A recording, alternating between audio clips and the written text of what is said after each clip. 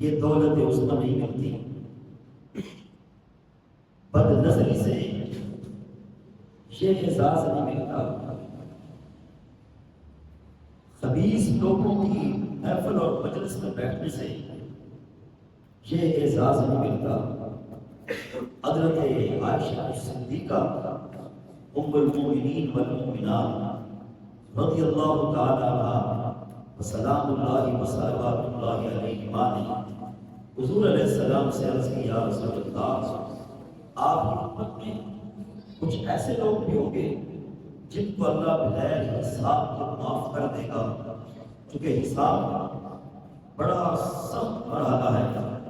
حساب دے کے کون جنت میں جائے گا؟ تو آپ کی امت میں کچھ ایسے لوگ بھی ہیں جو بغیر حساب کے جنت میں جائیں گے۔ حضور علیہ السلام نے فرمایا، ہاں